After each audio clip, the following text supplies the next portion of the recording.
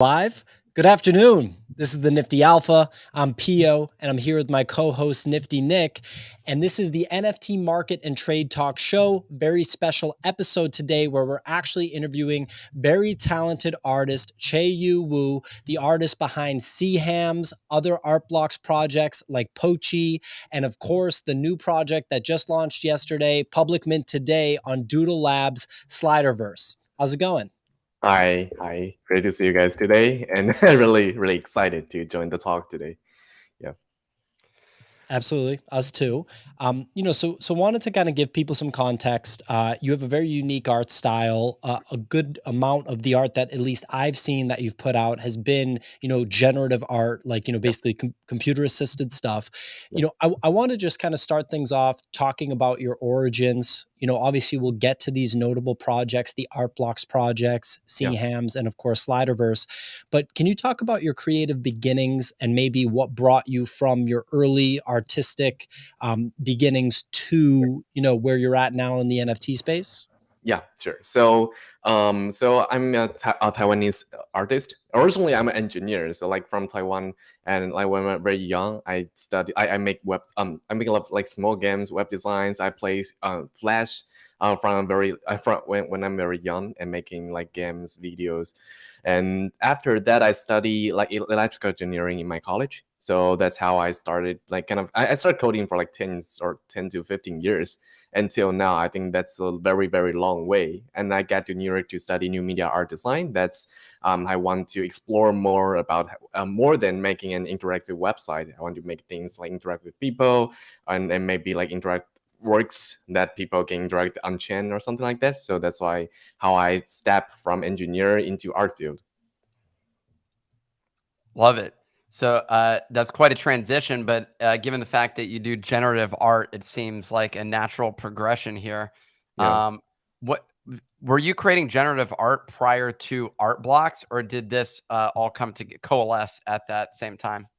So I do generative art since like 3 years ago when I first got to New York, and during the pandemic, I'm like so stressed. So I just like every day I do one generative artworks and put it on site on open processing. And then like from at that time, like no one noticed me at all. They just see like a weird artist making generative art every day. And then since like after this year, this started to be seen. So processing is the language that you were using. In this case, have you shifted over to P5.js or? I'm not using P5.js. So I'm a web developer and engineer, also kind of visual designer. When I also have a design company in Taiwan before I come to New York. So for this NFT, I think it's very fun. That's all the things get together. I can use my skills like web design and also web tech using P5.js to make those interactive NFTs. Love it. Pia, did you want?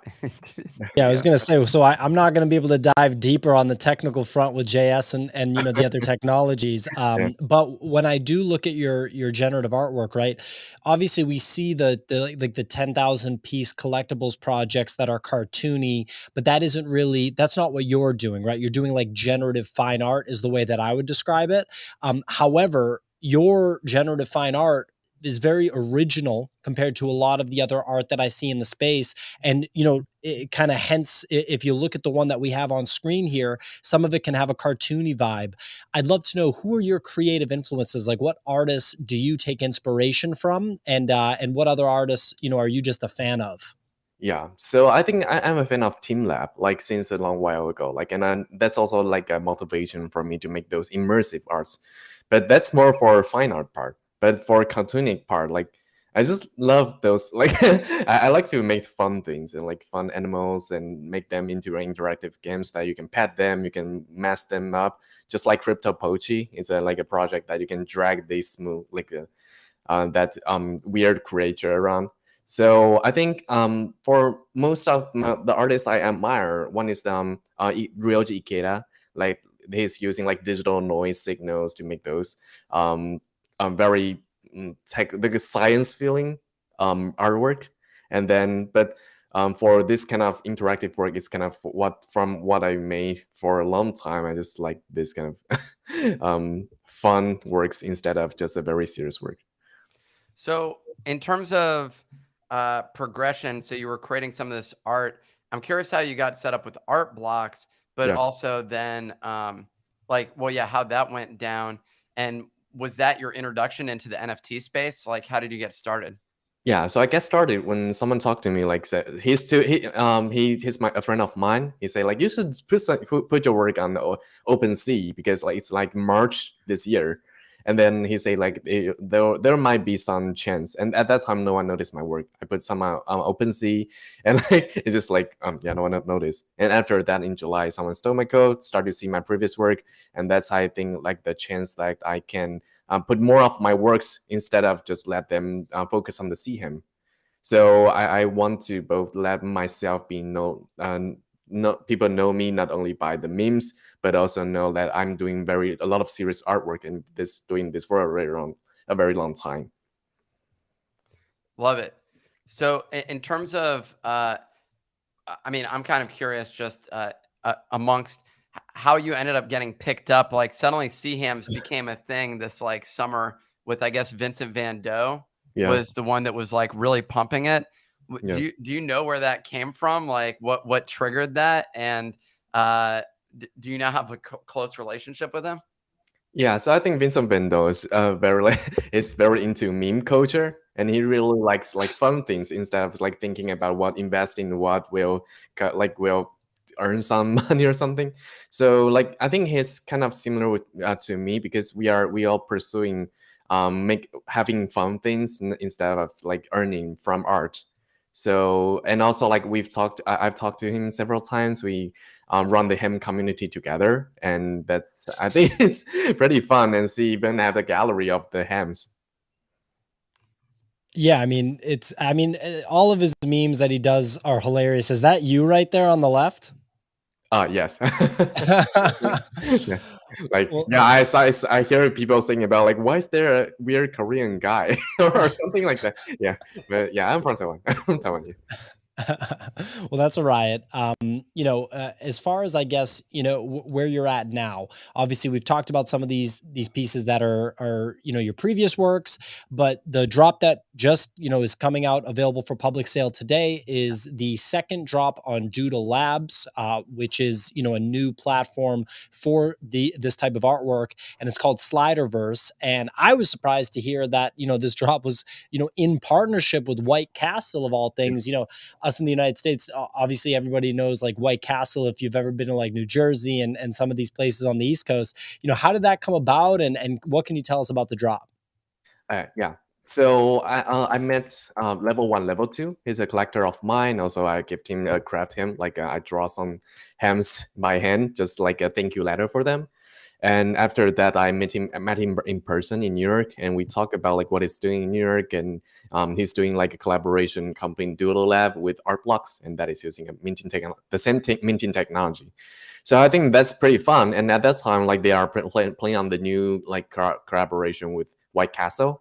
And I think he mentioned that they have a very commercial proposal for them, but some of the community members mentioned they want more artistic feeling items instead of just a commercial approach NFT. So that's how we started the conversation. And after a while, he asked me like, maybe can I do a proposal for how to another more artistic feeling proposal for White Castle. And who was that person that put that together? He's level one, level two. He's Matthew. Matthew. What does that mean? Level one, level two? Like this is just a random persona online, or is it someone that It's a works Twitter. It's his Twitter handle. Yeah. Okay, and he works for Yeah. Doodle Labs? Yeah. He's in the Doodle Lab. Okay, cool. So Doodle Labs, has only had like one or two projects so far. This is their second project, I guess. The first one was the Family Mooks. People like to call me Nicky Mooks. And I'm just wondering, so like, do you have a good understanding of sort of where Doodle Labs is headed and why this platform made sense to do this project on? Or were you they just came to you and said, hey, we want to do a project with White Castle. Are you interested? And that was Actually, we're aligning a very like long-term value goal. That is how to link like traditional artists to the new platform of NFT. and also how to link the traditional brands with this kind of new technology. So they are kind of the bridge between traditional artists, traditional brand, to the newest NFT and blockchain technology. So kind of transforming and providing as a Web3 advisor for those big brands. Yeah, so that's also aligned with my goal, because I know that like generative art, I'm still struggling. At that time, I'm still struggling in New York to live on my own or live on making my art. So I know that it's important to explore what art can be and what commercial art, and also what is a more commercial approach and like more artistic approach. So we kind of have the same goal, want to go with how we work with big brands and combine this kind of work. Absolutely, and we want to get into you as a collector and other artists in the space that you pay attention to. But while you talk about this, big brands in the space, right? We've Yeah. seen some drops with big brands, like literally in the past like week or two, right? Yes. And when I Have you look heard at of this, Adidas? but when I look at this drop, right? Yeah. It's like if you said to me like White Castle is going to do an NFT drop, my brain would probably just initially go to something that's closer to the Pepsi drop, Yeah. maybe something that doesn't have the creative touch of one artist, but Yeah. rather, right, like a group of corporate people in a boardroom, similar to like kind of a mainstream music record versus like an indie record. This feels like an indie record, and in my opinion, right, I'm just kind of expressing an opinion here, I would take this style all day. Like, you are in control of this. It's generative art. Obviously, you're operating within the kind of confines of it being a White Castle drop. But do you feel like you really put your signature on this? Like, this very much feels like you like made this work, right? This is your original work without being really hindered. Would you say that? Yeah. So I originally come up with the proposal with more like a little bit more bold approach, that like maybe we can spread all the materials all around, and also like, so we are kind of refining it and make it more aligned to the brand level. So I think I still make a little bit compromise to make it more aligned to what brands, like what it looks like a White Castle hamburger, and maybe not a McDonald's one, but McDonald's one or Wendy's one. So it's still a good fix. But on the other side, I really want to integrate that the interactive music, interactive part, you can drag the sliders around, you can see the background moving with the music. I think that's because I make music, I make generative sounds before. Oh, you can click on the details, and yeah, the details button on the item. Okay, sure. Oh, Yeah, here we yeah, go. yeah. So then, like, I add generative music. I'm very interested in VJ, like DJ or that kind of thing. I want to combine this with the background, the movement, and all the artworks together. Wow, I love very, it. very cool. How many White Castle burgers did you eat during the creation of this? Because it To be makes you honest, hungry just looking at this. I don't want to see any hamburgers right now. Like, I have this moment since like staring at it like for for a month. But actually, before, because I'm from Taiwan, like I didn't come to the US for so long. So it is actually the first time I hear White Castle when Doodle Lab is talking to me. Like, oh, there's a brand. It's pretty cool. They're celebrating their 100-year anniversary. Nice. Well, Yeah. I mean, White Castle definitely has a lot of cultural relevance in the United States. Obviously the film was made, and a lot of people reference that a lot of times. Yeah. So it's a cool, fun project. And I mean, I'm being sincere. I really I like the way that you approached it. And if someone came, to me and asked me to be creative about like something for just a corporate brand that's literally Yeah. a fast food company, I don't know how I'd do it. So hats off on that front. As far as collecting, like you mentioned that you kind of started in the NFT space, it sounds like in March. Have you gotten into collecting at all? And if so, what have you collected, and what artists or projects do you like?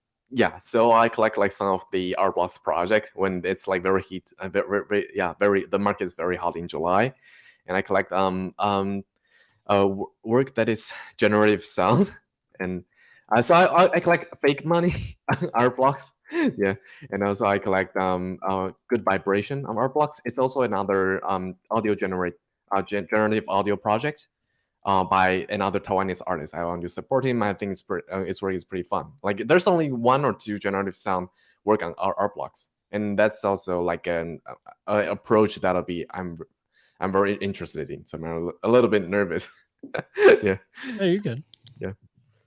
No, I love it. In terms of like artists in the space that you're super impressed with, or that you are a fan of, like who you said you were collecting other art blocks, like who are the people that you're inspired by? I inspired by yeah, I think like those early art blocks, like you can like the pumping music. Right there. Let me find the name. But I think of the earliest artists like Dimitri and also like Tyler Hobbs, because Yep. I know Tyler Hobbs for a long time ago because I'm making a creative coding online class in Taiwan. And I even asked him like, can I reference some of his work to like explain to like a case study for students? That's like a year ago. So I think it's really fun to see all the things come together before like the artist creation and then to the NFT market. Absolutely, and I mean, Yeah. Tyler Hobbs, that one's a It's a slam legend. dunk. It's a legend. That was a big one. Yeah. Well, look, I wanna ask you this, and feel free to, if you don't have, like, an answer for this, because I totally understand that this is a very complicated question, but I like to ask people that are deeply ingrained in their fields, especially when the fields are aligned with technology, to make predictions about the future, right? There's a couple of clips that I've referenced before. One is Francis Ford Coppola, who's the director of The Godfather. One is Jim Morrison, who is the frontman for the legendary rock group The Doors. They Yeah. both had videos where they made predictions on the future of their fields that came true, right? Like Yeah. Jim Morrison predicted that music would basically turn into a one-man show, like a DJ setup. Obviously, that came true. Yeah. Versus like a full band. And Francis Ford Coppola made the prediction that camera technology would get better. It would make Yeah. cameras be smaller, cheaper, easier to use, and Yeah. it would lead to more innovative filmmaking and more people with access to filmmaking. Yeah. So because you're really on the cutting edge of generative art here, right? Like this is a new form of art. Can you make any prediction on what direction you think that this stuff will go in the next 5 to 10 years, as generative art develops? Yeah, sure. So I think there will be more tools like for AI generative tools, and all the tools will help people to express their intuitive thoughts, and you don't have to know about technology anymore. So I think the future of code on generative art and maybe like even all the things is no code environment. So people are allowed to express their thought directly instead of just you have to learn P5.js. You still have to have some technology barrier. So you can see that like Instagram lowered the bar of photography. People can like take it easily, and like maybe some of like TikTok lower the bar of making videos. And then I think the generative art part, people will start to have new tools that helps them like express. You can just like wave, and then they will have some like weird shapes, or you can just think of I want red and happy mood or something, and then computer will just lay out like 10 or 15 possible like routes you can go with. And then I think the final value of human is to determine what you want and what do you not want. And then for this, I think that's the future of the humans, because after like what our works are replaced by AI, are replaced by machine learning, and also some of all the work is replaced in the art creation part. So I think the only value of the human will be like your thoughts, what you like about the world and what you think about the world is being like. It's wild to think about it, about the kind of human involvement in creation as machines develop more and Yeah, more. And when there's pieces like Fidenza, and yeah. and I mean, this project too, where people appreciate the art, and it Yeah. was And also, I think machine assisted. there's a cool point, because like you can think of like impressionism, like or traditional artists, they make one work, but we know that how they make that work. Maybe they make some thoughts based on the color sampling, but in generative art, we are replicating this machine. We are designing the virtual generative artist. So for each artist, for each work, it's not only a piece of code. It's not only a piece of image. It's actually you are designing how this virtual artist being like. So I'm very enjoying this process, and I think like this is maybe the first commercial approach, or maybe it's the like generative art just appears recently. But I think like do you know that in traditional field you can copy a paint, and then you will number it from 1 to 100, like in the gallery, like maybe there are Right. 100 copy of that. So Yeah. in generative art, we are able to make it unique for those 100. You don't even have to have the same one, and I think that's the revolution of how you make traditional arts compared to the new arts here. I'm wondering, what's your favorite burger?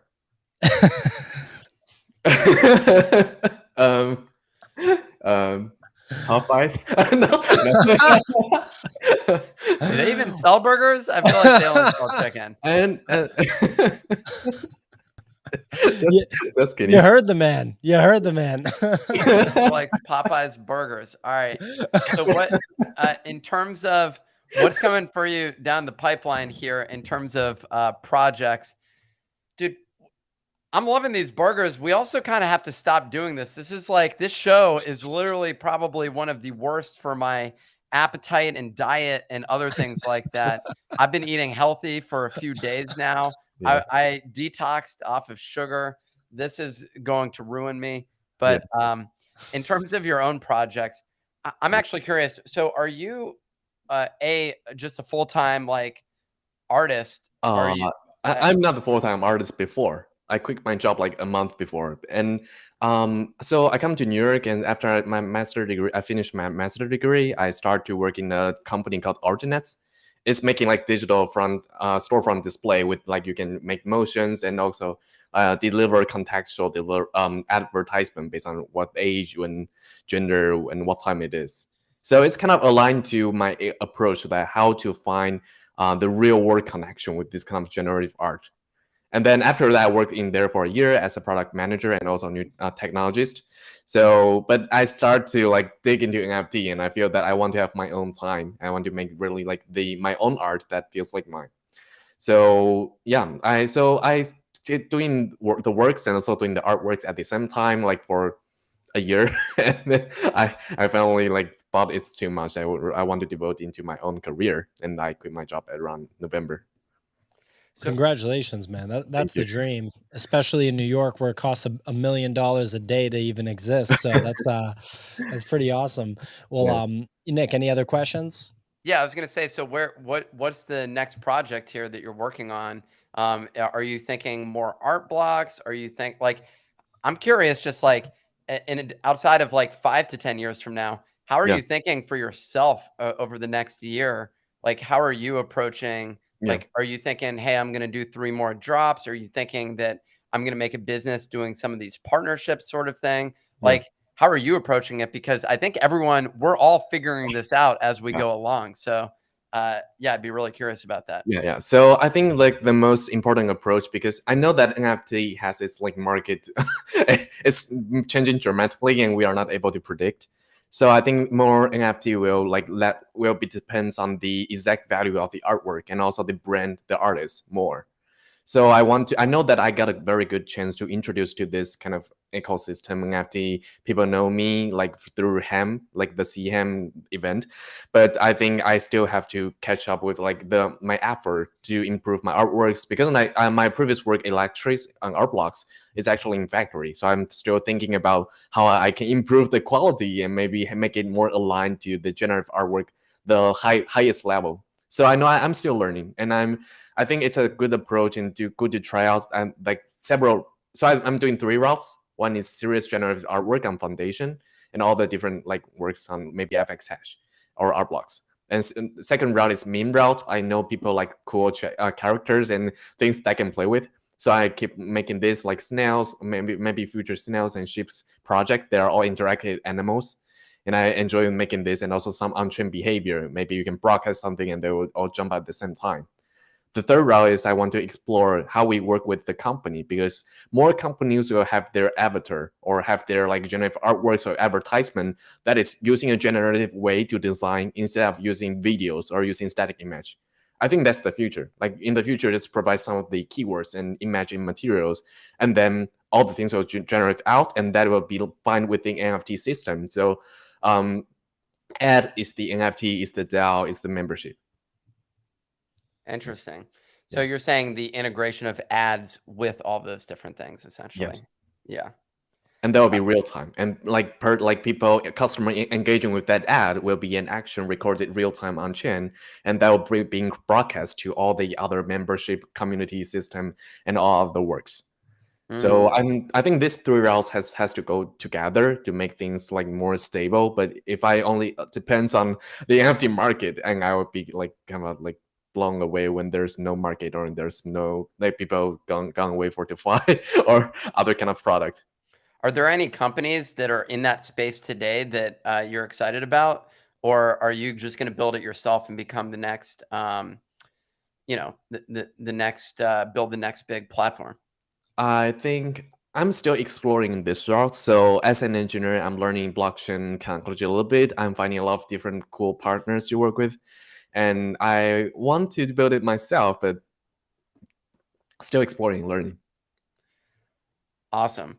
Yeah. Well, it's very exciting what you've done so far. I'm sure even the art that you created, I'm not sure what you expected going in, whether or not this was going to become in the NFT space sort of a cultural meme. But you ended up with some collectors that definitely pushed that to the forefront. Yeah. And so, which is very exciting. I think a lot of people wish they were in a similar space. So congratulations on that. Thank you. Thank you. And I really think like the White Castle approach is pretty cool. Like the first one working with generative technology. And also you can think of Andy Warhol, like the Ken soup thing. Yep. So it's kind of reminding me on this case. Maybe it's not the best, the perfect status of the work. Maybe there'll be more cooler approach, but it's a cool start. That's a really interesting point. I had not thought about it from the standpoint that it's a first, generative, branded experience. But yeah, that makes a ton of sense. You And can from mention that, that it's a first generative art, first generative ad, first generative marketing experience. So yeah, I still think its value is like very long term instead of just seeing that the hamburger is flowing around. man, I love it. It really seems like you're on the right path here. So congratulations. We're all excited to be in this place at this moment in time, and we're all capitalizing on it in different ways. Yeah. But your approach is one that I think we'll look back on and remember for years to come when we're thinking back on what was 2021, which was just the year of NFTs and the catalyst for all of this. That's it's very exciting. So Yeah. I'm really grateful to have you on. Pia, was there anything else that you wanted to say? No, I mean, just, double down that I really like the way that you approached it. And any artists, should take a look at this and understand that, when you partner with a brand or something like that, it doesn't mean that you need to compromise. It doesn't mean, and I know you mentioned that there was a little bit of compromise, but it still feels like it's your work. And I think that people still really do appreciate it. So I think it's interesting. And what you just said is definitely fascinating and something to keep in mind. So, we just really appreciate you coming on, and wish you the best of luck moving forward. Can't wait to see what comes next. Thank you. Thank you. Have a great one. And thanks for joining. Remember, if you enjoyed this interview, smash that subscribe down below. Lick the like button, as we say. I haven't tried it out yet, but really appreciate it. Thanks again. Yeah. Nice to And everyone follow Che Yu on Twitter. The Twitter handle's right there. Follow him. Okay. Thanks for watching, everyone.